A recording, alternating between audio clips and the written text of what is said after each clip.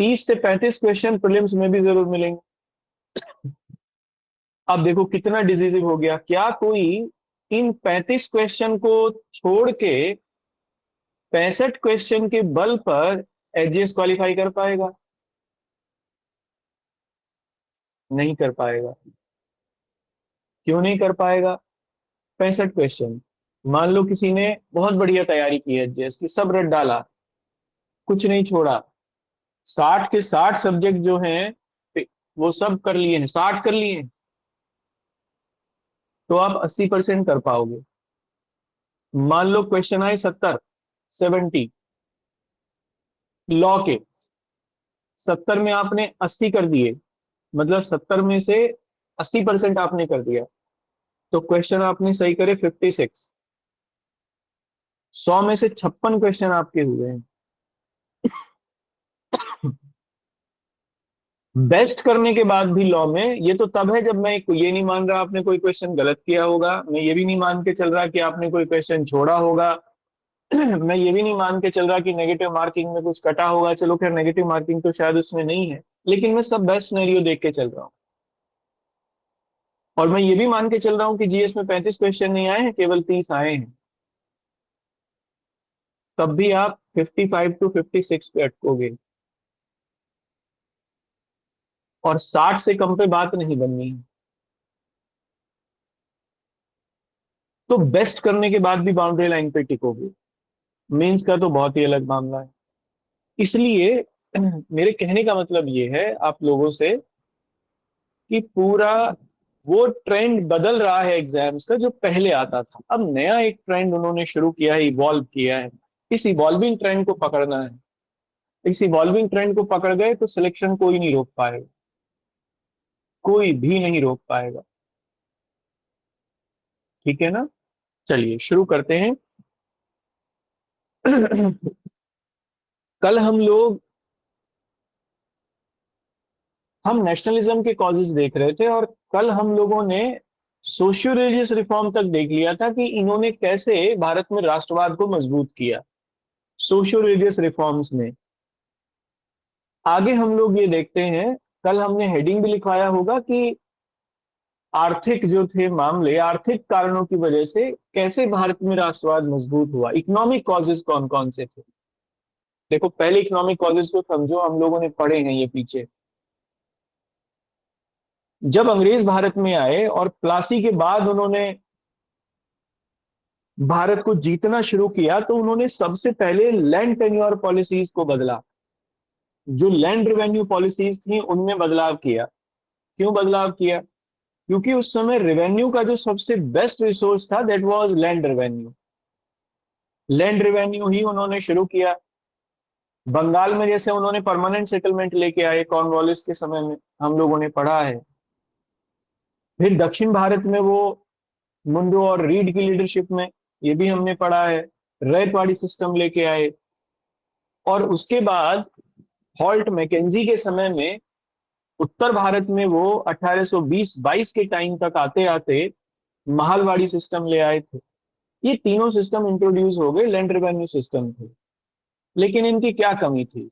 इन तीनों में ही लगान की दर बहुत ज्यादा थी। किसानों का खून चूस लिया इन तीनों सिस्टमों ने। इससे लोगों में एक असंतोष की भावना ने जन्म लिया, और यह असंतोष हमें देखने को मिला 1857 में भी। इसी के साथ अंग्रेजों ने क्या किया, जबरदस्ती भारत के जो इंडस्ट्री थी या हैंडीक्राफ्ट इंडस्ट्री थी उसे समाप्त करने की कोशिश की। कम कीमत पर लोग उसे सामान बनवाते थे, और फिर इंग्लैंड में उसे खूब पैसे पर मनचाहे पर बेचते थे। इससे यहाँ की हैंडीक्राफ्ट इंडस्ट्री समाप्त होने लगी। इसी बीच में एक और चेंज आया, इंग्लैंड में इंडस्ट्रियल रिवॉल्यूशन हो गई। अब वहां मशीनों से माल तैयार होने लगा।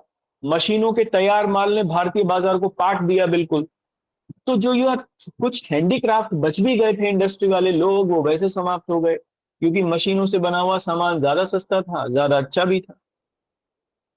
इन सब इकोनॉमिक पॉलिसीज या एक्सप्लॉइटेशन की वजह से भारतीयों में एक असंतोष का जन्म हुआ, एक अनसेटिस्फेक्शन पनप रहा था। और इसको बताया बड़े इलाबोरेट करके दादा भाई नौरोजी ने अपनी किताब में, the poverty and un British rule in India, उनकी बड़ी फेमस किताब है, हम लोगों ने देखा है। इस किताब ने भी भारत में राष्ट्रवाद को जन्म दिया, ये कह सकते हैं, क्योंकि इस किताब ने सबसे पहले इकोनॉमिक एक्सप्लॉइटेशन को लोगों के सामने रखा। कैसे अंग्रेज भारत में एक्सप्लॉइटेशन कर रहे थे, ये उन्होंने ध्यान में रखा, लोगों को पता चला। ठीक है, तो आप ये लिख लीजिए, जो जो बातें मैंने अभी बताई आपसे, आप इसको कर लीजिए। ठीक है, ठीक है, लिखिए। हेडिंग इसमें डाल लीजिए, क्या हेडिंग डाली थी आपने कल? सरला जी, आपका माइक ऑन है? हाँ, अब ठीक है। हेडिंग बताइए, कल क्या डाली थी? आर्थिक कारण क्या था, बताओ Economic जल्दी। cause for spread of nationalism in India. Economic cause for spreading of nationalism in India. Bharat में राष्ट्रवाद के उदय के आर्थिक कारण, ये हमारी हेडिंग थी, है ना? भारत में राष्ट्रवाद के उदय के आर्थिक कारण, इकोनॉमिक कॉज। इसमें पहला पॉइंट लिखना, भारत में भारत में अंग्रेजी सत्ता स्थापित होने के पश्चात, अंग्रेजी सत्ता स्थापित होने के पश्चात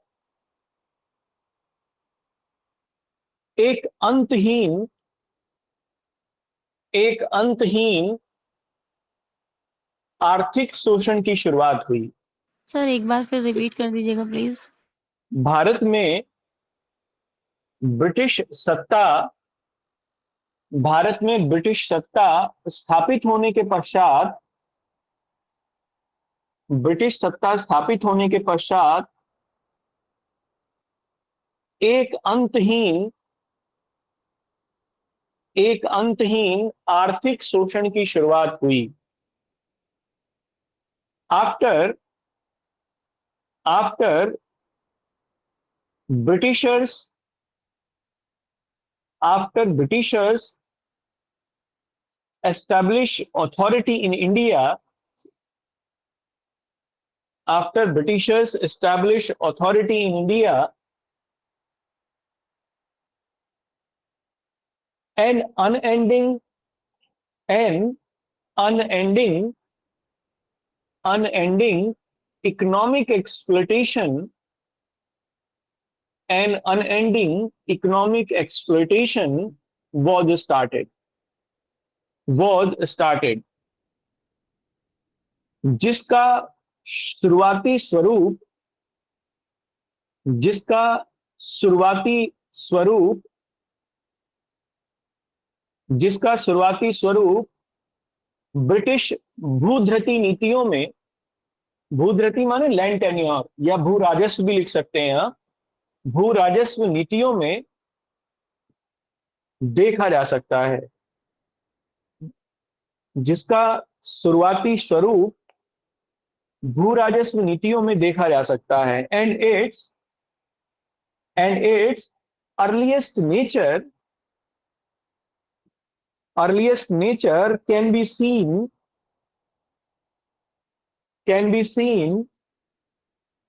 in land tenure policies of Britishers। ठीक है ना? अब अगले पॉइंट से लिखना, या अगले पॉइंट से नहीं, इसी में कंटिन्यू लिखना, कंटिन्यू लिखिए। इन भूराजस्व नीतियों ने न केवल कृषि में, या ऐसा लिखना, इन भूराजस्व नीतियों ने न केवल किसानों का शोषण किया न केवल किसानों का शोषण किया, बल्कि बल्कि किसानों को खेतीहर मजदूर में बल्कि किसानों को खेतीहर मजदूर वर्ग में खेतीहर मजदूर वर्ग में तब्दील कर दिया, तब्दील कर दिया। These policies, these policies not only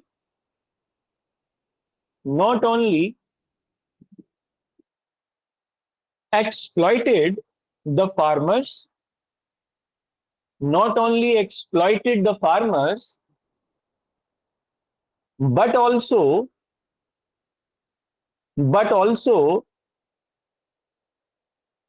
they converted farmers,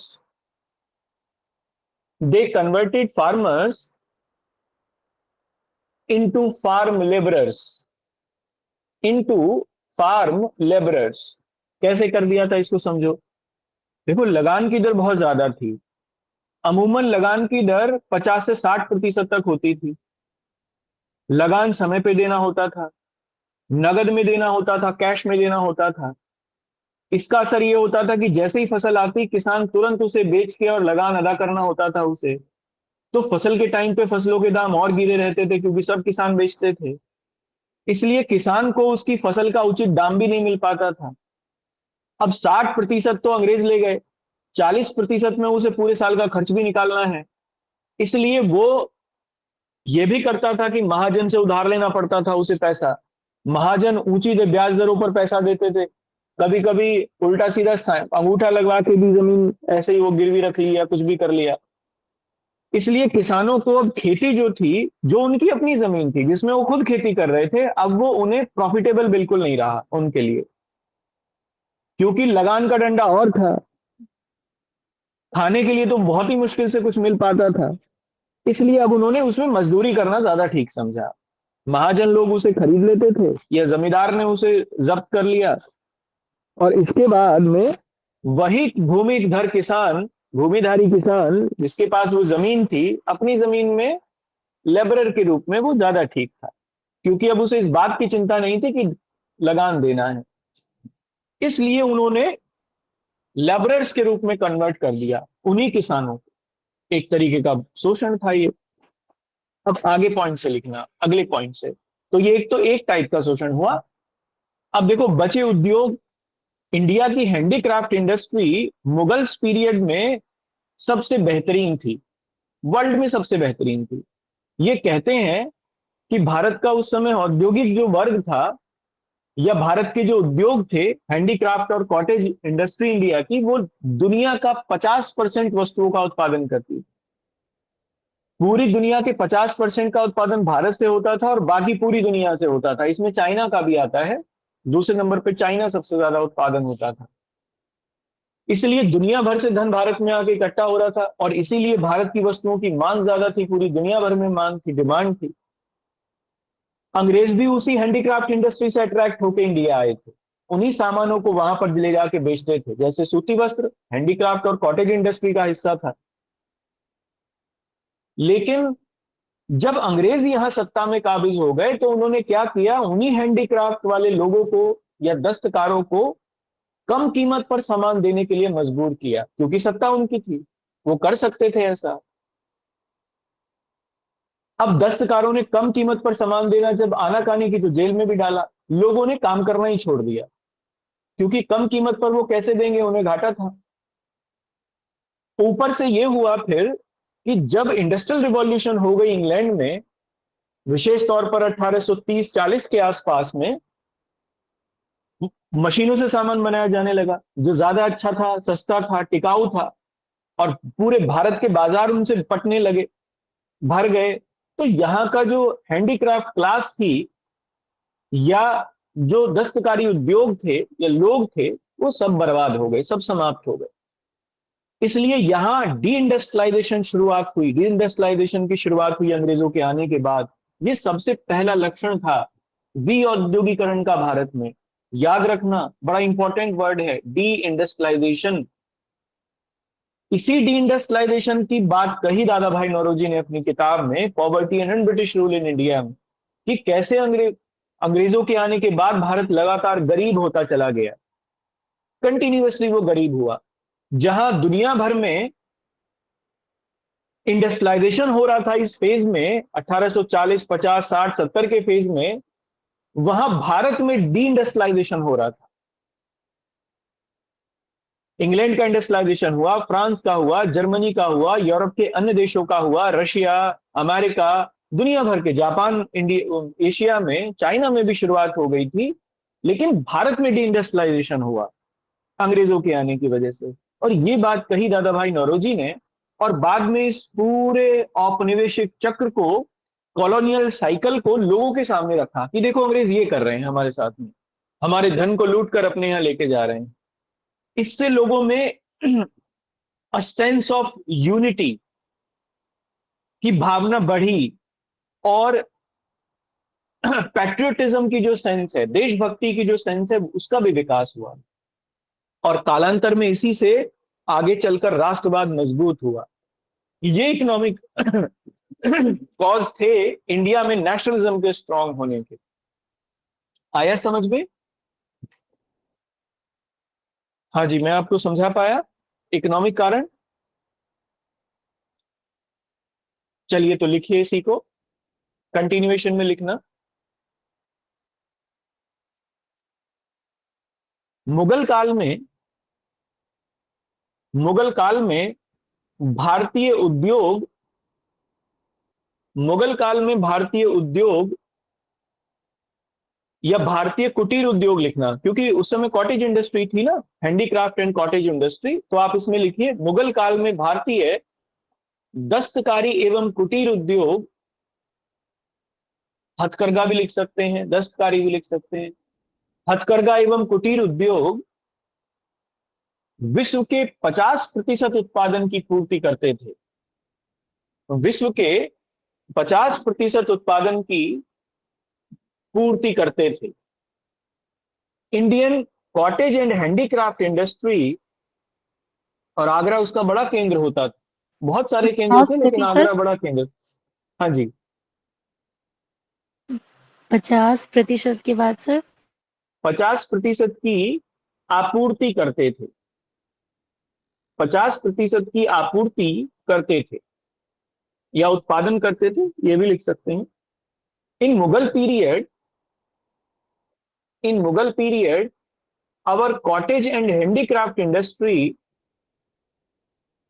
our cottage and handicraft industry cover around 50% of world's demand, around 50% of world's demand, of world's demand of goods। परंतु अंग्रेजों के आने के पश्चात, परंतु अंग्रेजों के आने के पश्चात भारतीय उद्योग, भारतीय उद्योग समाप्त हो गए। But after the establish of but after the establish of colonial rule, after the establishment of colonial rule, indian industry, indian industry vanished, vanished, vanished, vanished। जिसका प्रमुख कारण, जिसका प्रमुख कारण अंग्रेजों द्वारा, अंग्रेजों द्वारा भारतीय कारीगरों, भारतीय कारीगरों एवं दस्तकारों का शोषण था। भारतीय कारीगरों एवं दस्तकारों का शोषण था। And the cause behind it was, and the cause behind it was the exploitation, the exploitation of Indian, the exploitation of Indian handicraft workers handicraft workers by Britishers. ठीक है ना, एक कारण तो ये था, कंटिन्यूएशन में ही लिखना है इसमें आगे।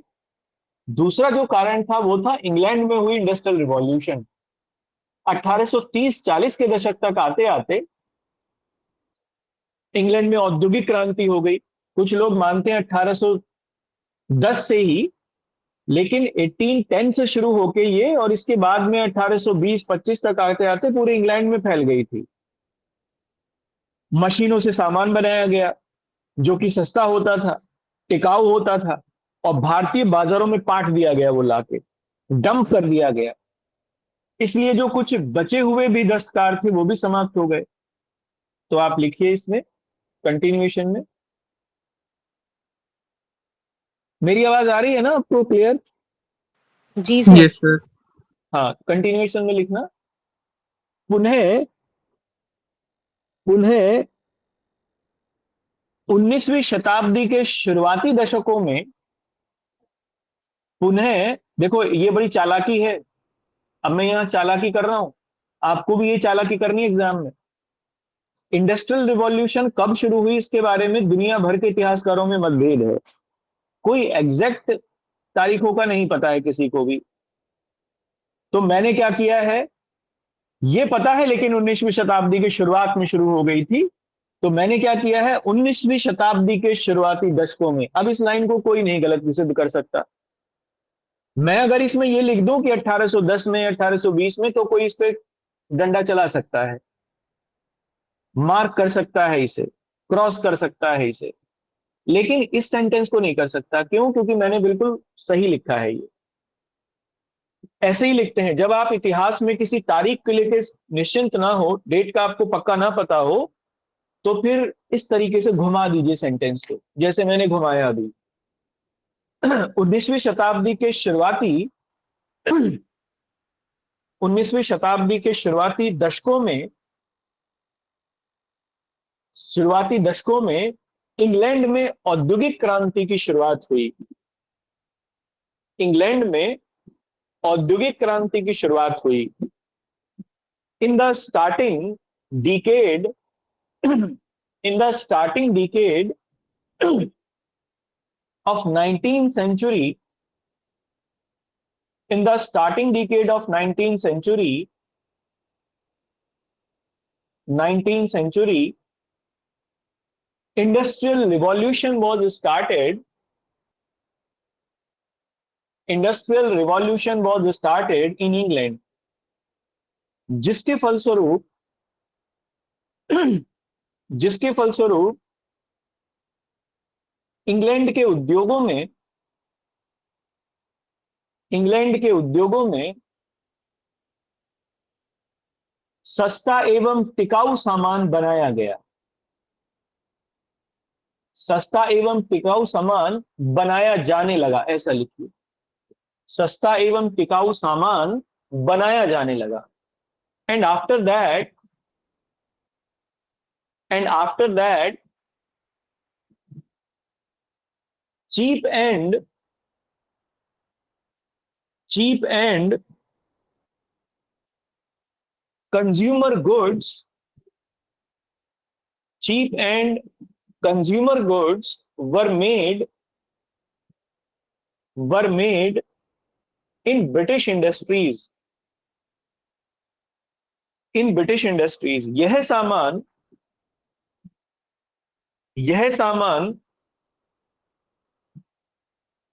यह सामान भारतीय बाजारों पर, यह सामान भारतीय बाजारों में, ऐसा लिखिए, यह सामान भारतीय बाजारों में भर दिया गया। भारतीय बाजारों में भर दिया गया। And this goods dump in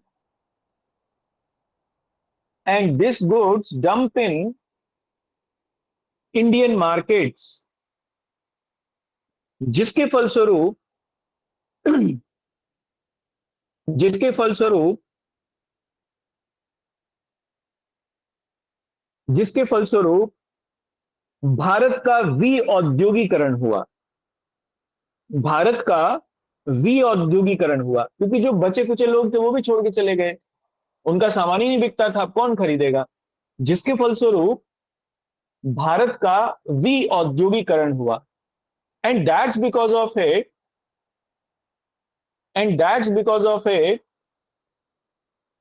the deindustrialization of India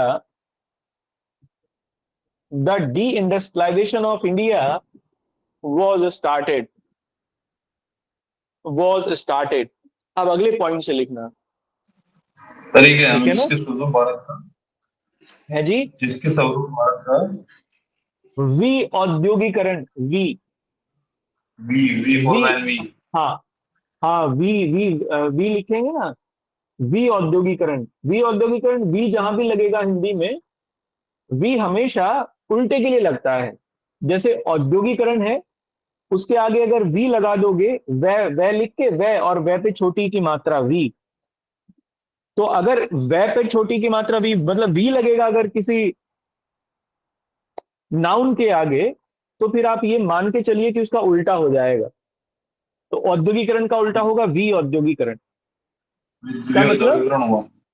हाँ, वी औद्योगिकरण हुआ, ठीक है ना, डी इंडस्ट्रियलाइजेशन हुआ। अब इसमें अगले पॉइंट से लिखना। अब देखो, इस स्ट्रक्चर को बताया किसने? भारतीय लोग पढ़े लिखे नहीं थे, मॉडर्न एजुकेशन आ तो गई थी लेकिन सब लोगों में नहीं आई थी। तो जो लोग आधुनिक शिक्षा लेकर आगे बढ़ गए, उन लोगों ने इसे देखा, समझा और फिर लोगों तक पहुंचाया। और उसमें सबसे इंपॉर्टेंट रोल था दादा भाई नौरोजी का। दादा भाई नौरोजी ने अपनी किताब लिखी, poverty and un British rule in India, और इसमें उन्होंने इस कॉलोनियल स्ट्रक्चर को बताया, और बताया कि कैसे भारत लगातार गरीब हुआ है अंग्रेजों के आने के बाद। That was the point. और इससे यह हुआ कि भारत के लोगों तक फिर ये स्ट्रक्चर पहुंची, भारत के लोगों तक उन्हें पता चला कि कैसे अंग्रेज उनका शोषण कर रहे हैं, और लोगों ने इसके ऊपर आवाज उठानी शुरू की। जैसे वसुदेव बलवंत फड़के, हम लोग आगे पढ़ेंगे, ये सबसे पहले क्रांतिकारी थे। रैंड की हत्या कर दी थी उन्होंने, लेक कमिश्नर रैंड की हत्या कर दी थी गोली मारकर 1897 में शायद, सबसे पहली बार ये हुआ। तो वो किससे प्रभावित थे? दादा भाई नौरोजी की इसी थ्योरी से प्रभावित थे, क्योंकि दादा भाई नौरोजी की इस थ्योरी को आगे बढ़ाया महादेव गोविंद रानडे ने, जस्टिस रानडे के नाम से भी जानते हैं। ये सब करेंगे हम आगे। रानडे अपने भाषणों में इसी का उपयोग करते थे कि कैसे अंग्रेज आर्थिक शोषण कर रहे हैं, और इससे प्रभावित होकर वसुदेव बलवंत फड़के ने रैंड की हत्या कर दी। यह सबसे पहला क्रांतिकारी कदम था पूरे भारत के इतिहास में। रिवॉल्यूशनरी गतिविधियों की शुरुआत यहां से होती है, तो कुछ इतिहासकारों का मानना है, और इसीलिए महाराष्ट्र इंपॉर्टेंट था। सबसे पहले क्रांतिकारी जो आंदोलन था वो महाराष्ट्र से शुरू हुआ, सबसे पहले महाराष्ट्र से शुरू हुआ।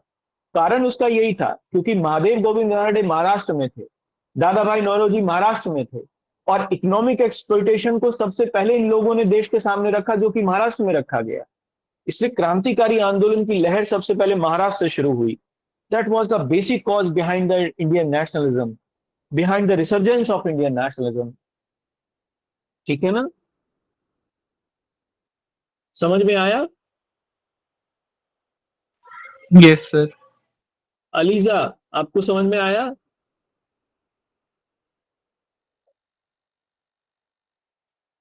अलीजा, समझ में आया?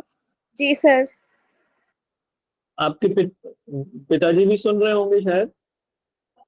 सर अभी वो नमाज पढ़ने गए हुए हैं। अच्छा, ओके, ठीक। जी जी। उनसे चर्चा करना, वो आपको और अच्छे से बताएंगे। Okay sir. चलिए। हाँ कालिदास जी, आप कुछ पूछ रहे थे? कुछ नहीं। अच्छा, ओके, चलिए लिखिए इसे, अगले पॉइंट से लिखना। उपरोक्त औपनिवेशिक शोषण की शुरुआत, उपरोक्त औपनिवेशिक शोषण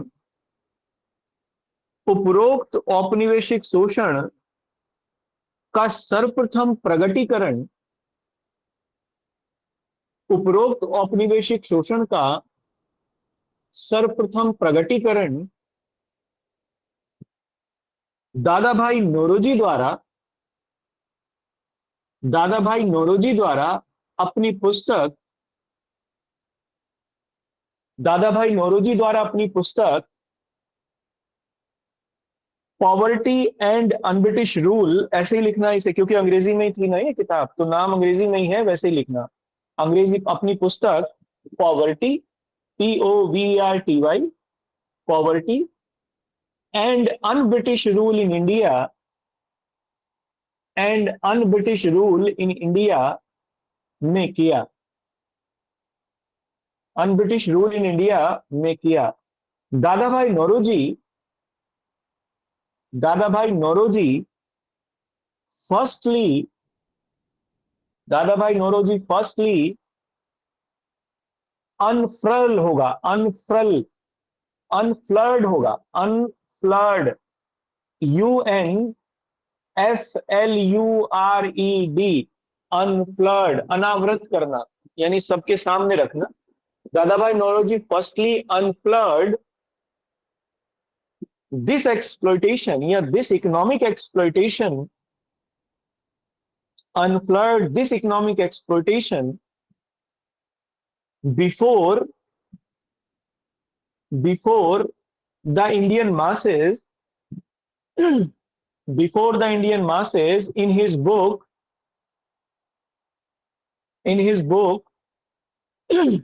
Poverty and Un-British Rule in India, Poverty and Un-British Rule in India। ठीक है ना।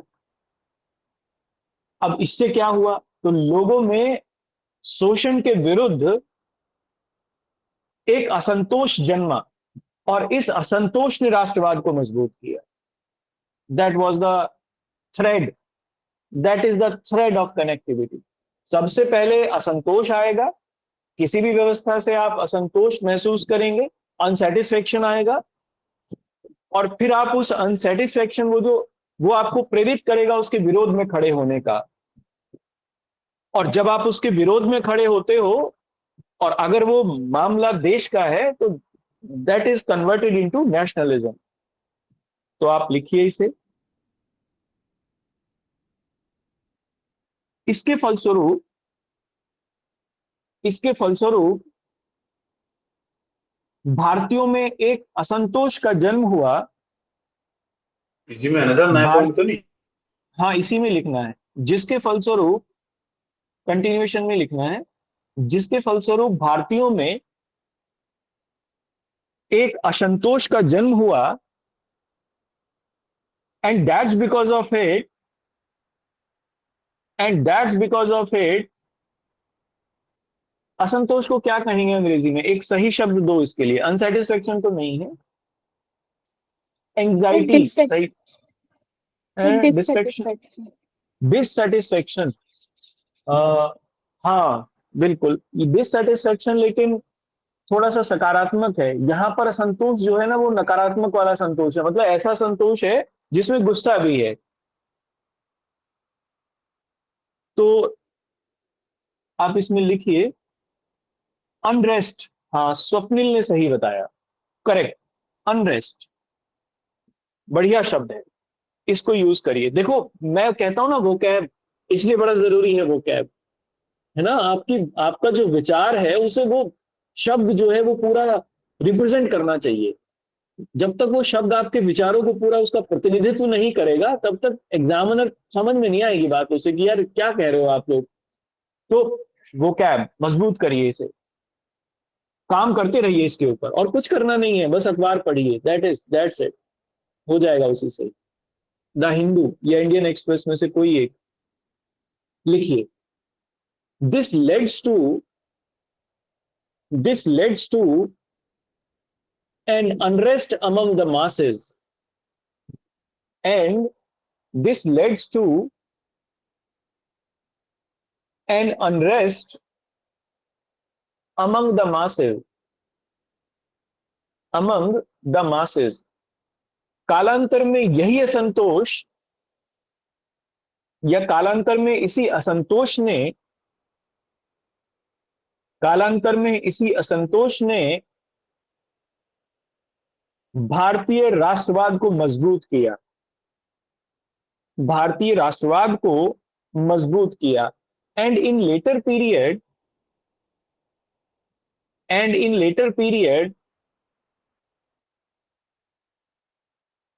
दिस अनरेस्ट या डिसकंटेंट भी लिख सकते हैं इसे, डिसकंटेंट भी लिख सकते हैं। Discontent this discontent leads to strengthened leads to in strengthening होगा, प्रीपोजिशन हो जाएगा ना, leads to strengthening Indian nationalism, strengthening Indian nationalism। ठीक है, ये आर्थिक कारण कंप्लीट हो गए। कौन से ऐसे आर्थिक कारण थे जिसकी वजह से इंडियन नेशनलिज्म मजबूत हुआ, ये मैंने आपको बता दिए। क्लियर है, समझ में आया? कोई बात ऐसी जो यहां तक समझ में ना आई हो किसी को?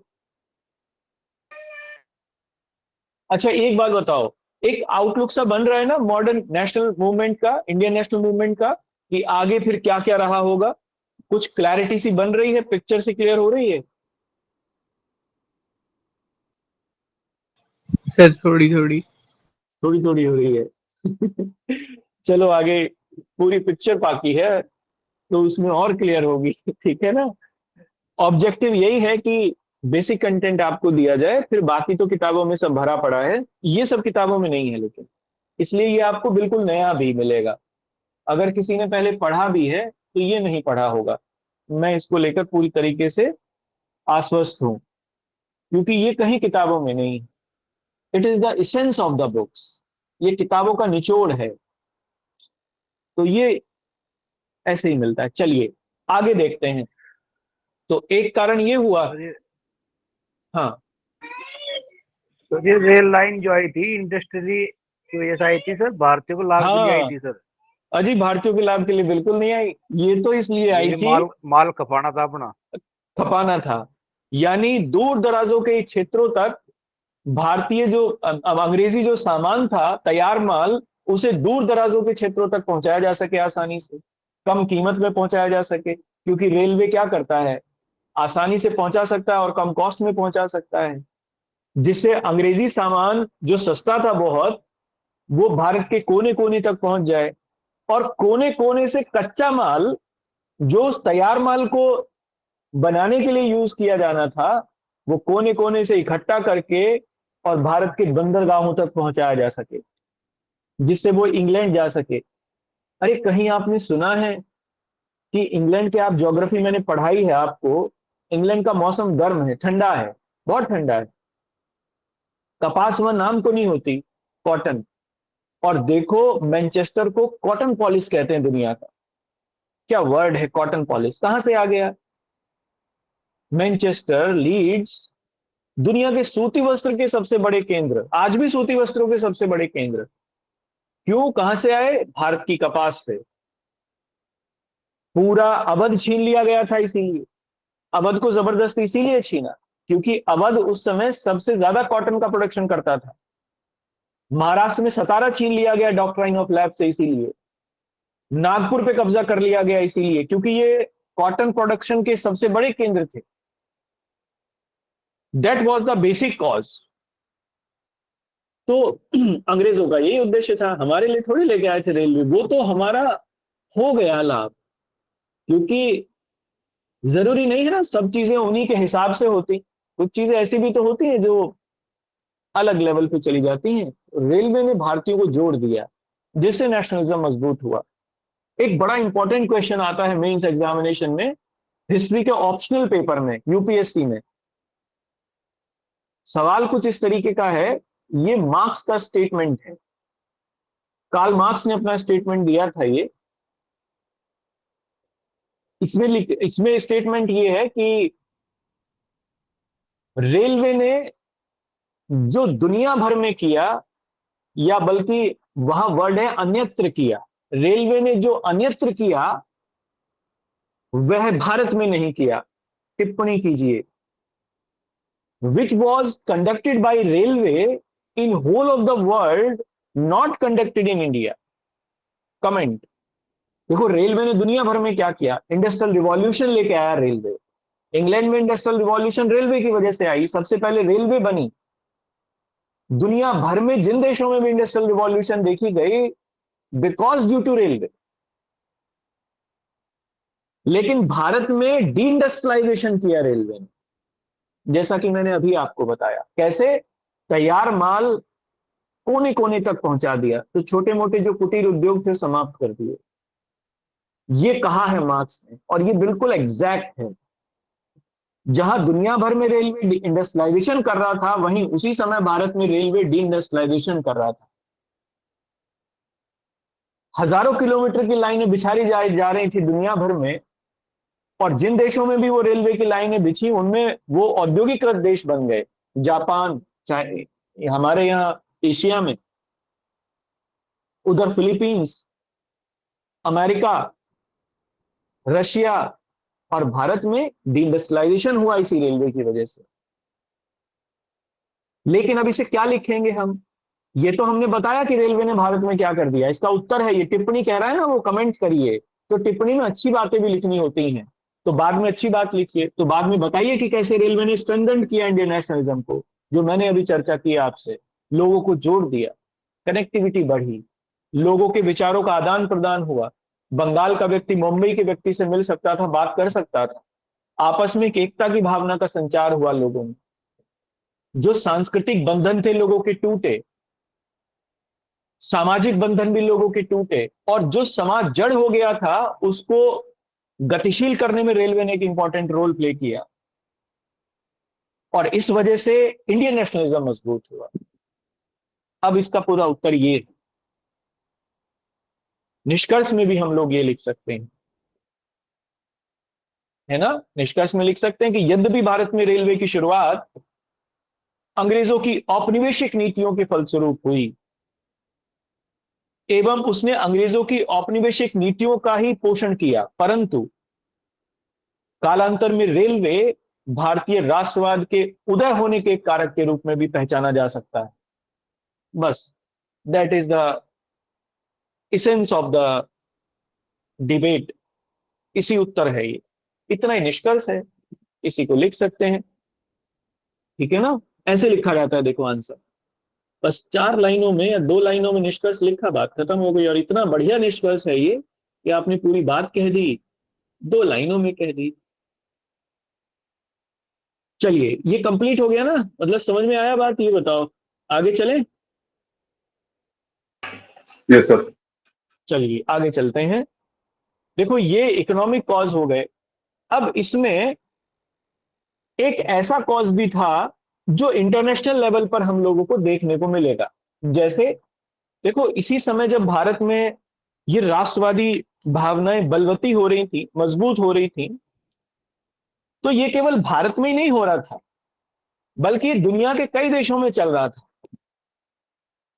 जहां भी कॉलोनियल सिस्टम था, या जहां भी उपनिवेशवाद था जिन देशों में भी, उन देशों में राष्ट्रवादी प्रवृत्तियां मजबूत हो रही थी। जैसे एग्जाम्पल मैं आपको दूं, साउथ अमेरिका में, दक्षिण अमेरिका में, ब्राजील में, कोलंबिया में, इक्वेडोर में, इन देशों में नेशनलिज्म मजबूत हो रहा था।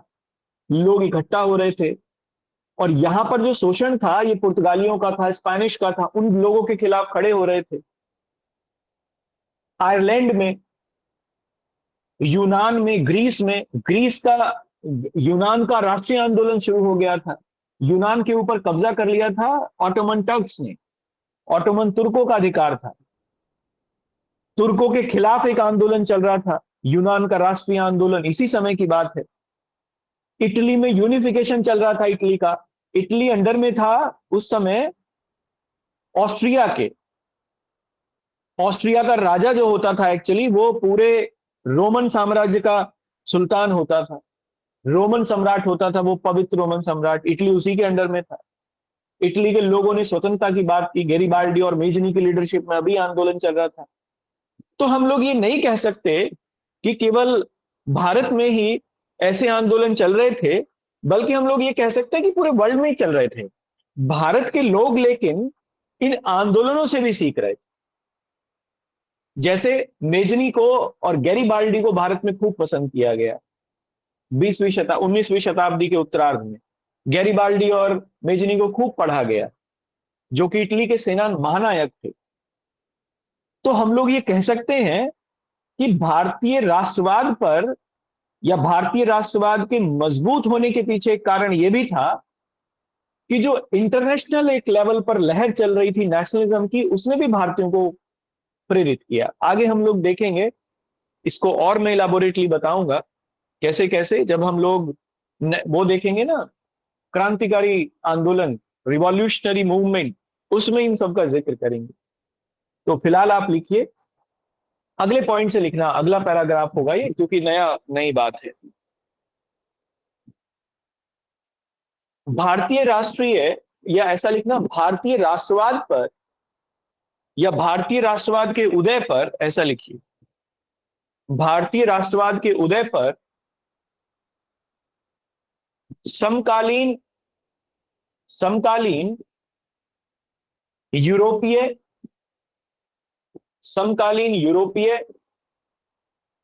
एवं दक्षिणी अमेरिकी देशों के एवं दक्षिणी अमेरिकी देशों में चल रहे राष्ट्रवादी आंदोलनों का प्रभाव भी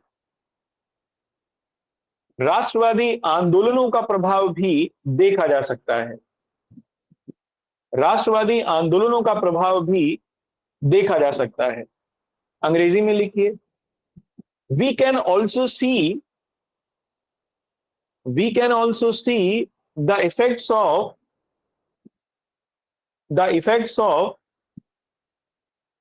national movements,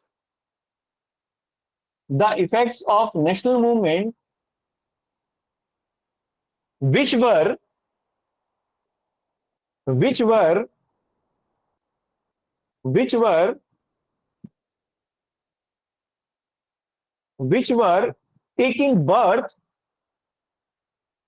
taking birth in European countries,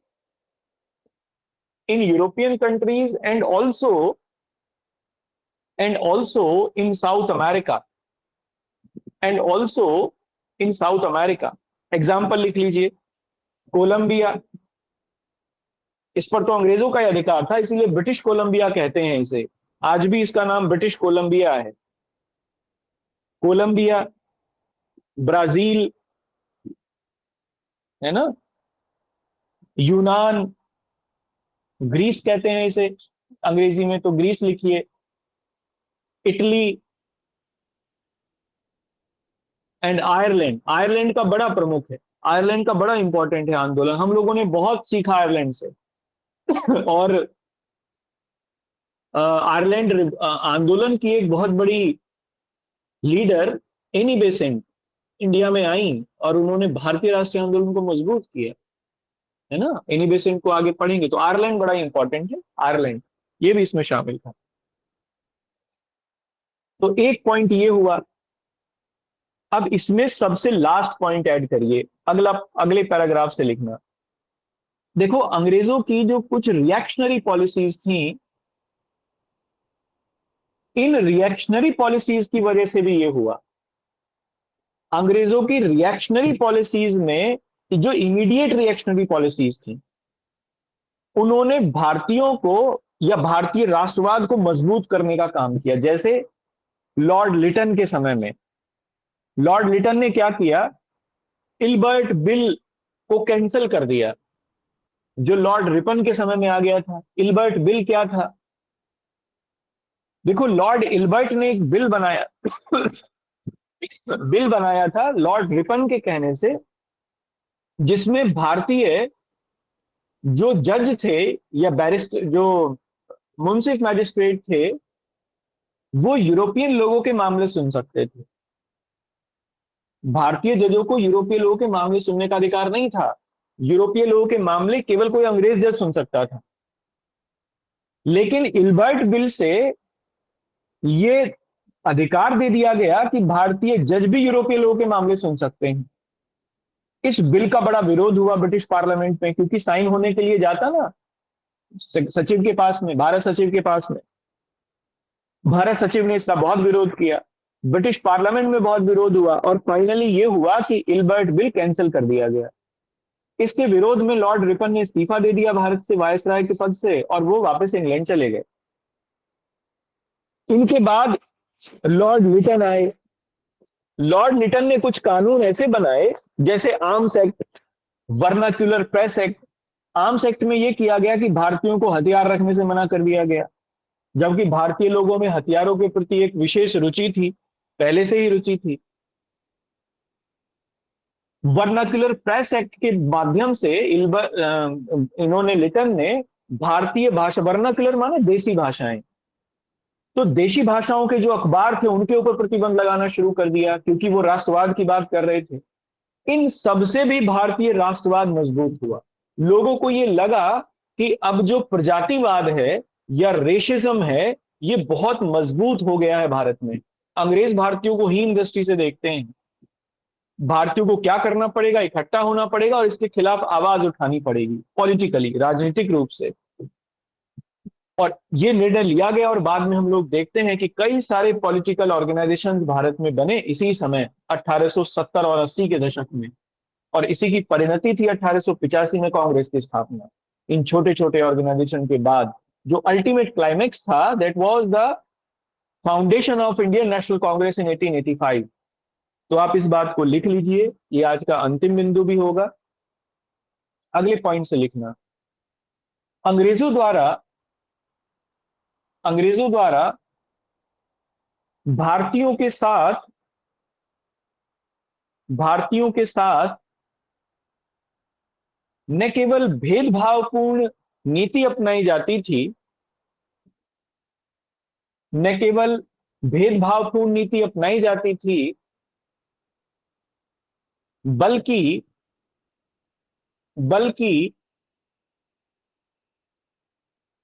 नस्लवाद भी, या नस्लवाद के आधार पर भी भारतीयों का मनोवैज्ञानिक शोषण किया जाता था। भारतीयों का मनोवैज्ञानिक शोषण किया जाता था। ये देखो, साइकोलॉजिकल एक्सप्लॉइटेशन होता है। किसी से आप ये कहो कि आप नीचे हो और हम ऊंचे हैं, तो दैट इज साइकोलॉजिकल एक्सप्लॉइटेशन। ये बात कभी निकलेगी नहीं दिमाग से उस आदमी के। अंग्रेजों ने हमारे साथ यही किया। इसीलिए आप आज देखो कि हम 4 शब्द अंग्रेजी के बोलने सीख जाएं तो कोई भी सामान्य आदमी हमें विद्वान समझने लगेगा, चाहे हम जो बोल रहे हैं और चाहे हम कभी स्कूल ना गए, लेकिन 4 शब्द अंग्रेजी के बोलने सीख गए तो हम विद्वान हो गए। That was the psychological exploitation of Britishers. आज भी चल रहा है हमारे यहाँ, उसी का नजरिया है ये, उसी को देख सकते हो इसी फॉर्म में आप। तो लिखिए आप हम इसमें, not only Britishers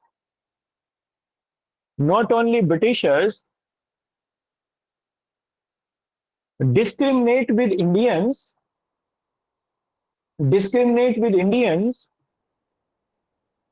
but also the sentiments of racism, was very high among the Britishers.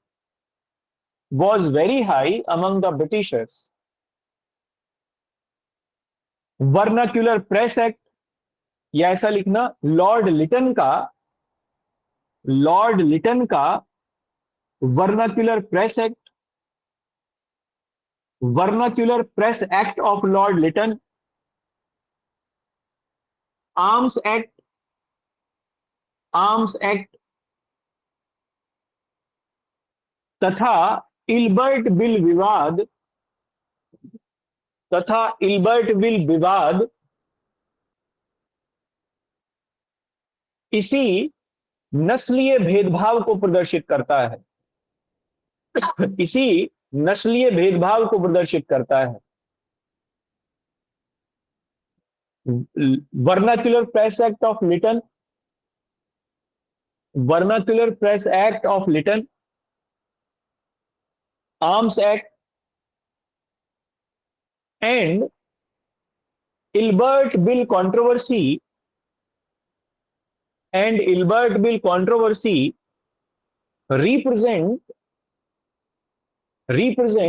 this racism. This racism. इस भेदभाव के फलस्वरूप या इस नस्लीय भेदभाव के फलस्वरूप, इस नस्लीय भेदभाव के फलस्वरूप भारतीयों का मनोवैज्ञानिक शोषण हुआ, भारतीयों का मनोवैज्ञानिक शोषण हुआ। And due to this racism there was psychological exploitation of Indians too. There was psychological exploitations of Indians too. ठीक है ना? इस मनोवैज्ञानिक शोषण के फलस्वरूप भी, इस मनोवैज्ञानिक शोषण के फलस्वरूप भी भारतीयों में राष्ट्रवाद का उदय हुआ, भारतीयों में राष्ट्रवाद का उदय हुआ। Due to this psychological exploitation,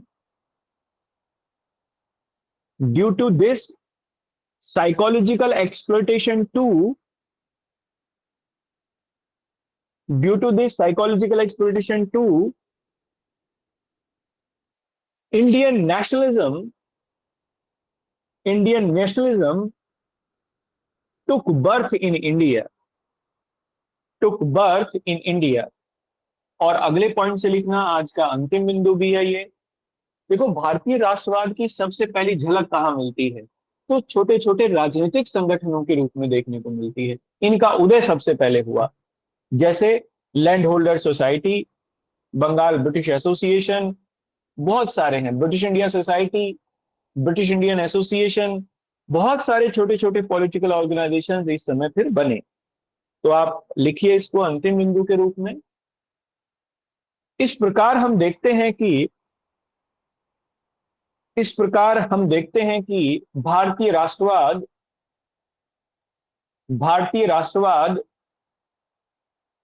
के उदय के लिए, भारतीय राष्ट्रवाद के उदय के लिए अनेक कारक जिम्मेदार थे, अनेक कारक जिम्मेदार थे। And so we can see there were various causes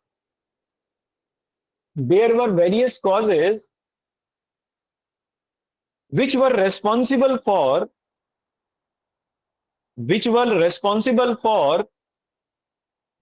the resurgence of Indian nationalism,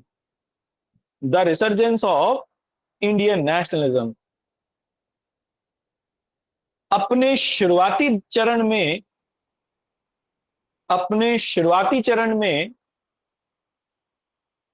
इस राष्ट्रवाद को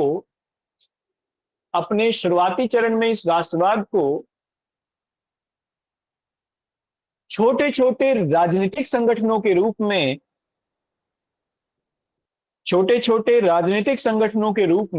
देखा जा सकता है,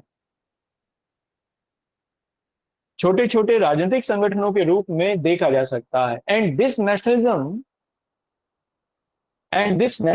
can be seen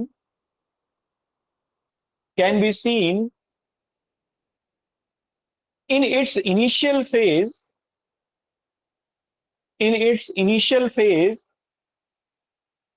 in the form of a small political organization,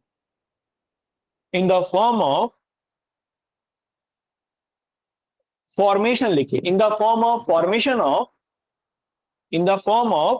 formation of a small political organization. नाम लिख लीजिए कुछ के उदाहरण फलस्वरूप और बंद करते हैं इसे यहां तक। जैसे land holder society, as land holder society ये सबसे पहली थी। ब्रिटिश इंडिया सोसाइटी, करेंगे इन सबको आगे। British India society, Bengal British India society, Bengal British India society etcetera, बस इन्हीं को लिख लीजिए। ठीक है, ये हमारा कंप्लीट हो गया। आगे हमारा जो टॉपिक होगा, मैं पहले आपको ये अनाउंस कर दूं कि देखो मेरी फैमिली में ना एक मैरिज है, फ्राइडे की 10 तारीख की है। कल सगाई है, लड़की की शादी है, कल सगाई है, परसों शादी है। तो 2 दिन कक्षा बंद रहेंगी, मॉर्निंग की क्लास भी और इवनिंग की क्लास भी। हम लोग सैटरडे को मिलेंगे, ठीक है ना। कोई क्वेरी है तो आप पूछ लीजिए। तो जो टॉपिक आप पढ़ा रहे हैं या आगे पढ़ाते हैं, हम जी, कहाँ से, मतलब जो टॉपिक आपने पढ़ाया है वो तो आपने लिखा हाँ दिया जी, है, हाँ और जी। अगर जैसा आपको टॉपिक देंगे कि ये पढ़ाएंगे सैटरडे में, तो फिर हम अगर उसको पढ़ना चाहे, पढ़ के आए हैं तो कैसे, कहाँ से देखें? देखो, मैं कोई आपको बुक तो मैं सजेस्ट करूंगा नहीं, क्योंकि बुक कोई भी कंप्लीट नहीं है। अगर आपको मेरे नोट्स मिल जाएं अभी के हाल फिलहाल के, तो आप उसे देख लीजिए। वैसे मैं आपको ये करूंगा कि कोशिश